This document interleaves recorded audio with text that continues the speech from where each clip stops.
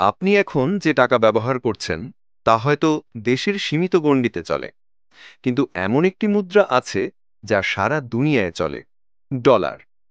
জানা অজানার আজকের পর্বে আমরা জানব এই ডলারের ইতিহাস, শক্তি, রহস্য এবং কিভাবে এটি হয়ে উঠেছে বিশ্বের সবচেয়ে ক্ষমতাধর মুদ্রা।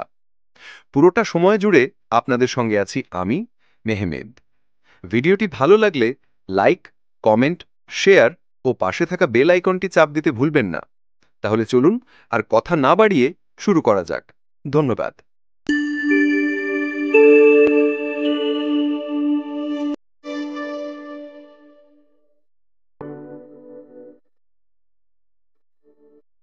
ডলারের যাত্রা শুরু হয় ১৭৯২ সালে, যখন যুক্তরাষ্ট্র মুদ্রানীতি ঘোষণা করে এবং প্রথমবারের মতো সরকারিভাবে ডলার মুদ্রা চালু করে।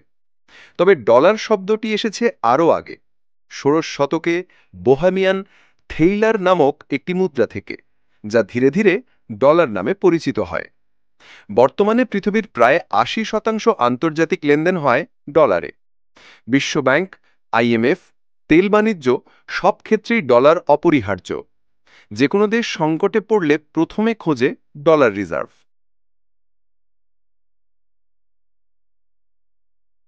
ডলারের উত্থান পতনের সরাসরি প্রভাব পড়ে বাংলাদেশের অর্থনীতিতে। রেমিট্যান্স, যা দেশের বৈদেশিক আয়ের অন্যতম প্রধান উৎস, ডলারে আসে। আমদানি রপ্তানি বাণিজ্য হয় ডলারে। তেলের দাম, খাদ্যপণ্যের দাম সবই ডলারের সঙ্গে ওতপ্রোতভাবে জড়িত। ডলারের দাম বেড়ে গেলে আমাদের দেশের আমদানিকৃত পণ্যের দাম বাড়ে, ফলে মুদ্রাস্ফীতি হয়। এজন্য কেন্দ্রীয় ব্যাংক সবসময় ডলার রিজার্ভ বাড়ানোর চেষ্টা করে। চলুন জেনে নেওয়া যাক ডলারের কিছু চমকপ্রদ তথ্য। ১. একটি $1 নোটে ১৩টি তারকা, ১৩টি তীর ও ১৩ ধাপ বিশিষ্ট পিরামিড আছে, যা মার্কিন যুক্তরাষ্ট্রের ১৩টি উপনিবেশের প্রতীক। ২. ডলারের কাগজ আসলে কাগজ নয়, এটি ৭৫% তুলা ও ২৫% লিনেন দিয়ে তৈরি, ফলে এটি দীর্ঘস্থায়ী ও ছিঁড়ে যায় না সহজে। ৩. মার্কিন যুক্তরাষ্ট্রের প্রতিদিন গড়ে ৩৮ কোটি ডলারের নতুন নোট ছাপা হয়। ৪. প্রায় $১.৭ ট্রিলিয়ন নোট ও কয়েন এখন বিশ্বে সক্রিয় রয়েছে। ৫. বিশ্বের বেশিরভাগ দেশই ডলার চলনযোগ্য মুদ্রা, বিশেষ করে সংকটকালে। ডলার যতই শক্তিশালী হোক, এর বিরুদ্ধে এখন বিশ্বব্যাপী প্রতিযোগিতা ও বিকল্পের চেষ্টা চলছে।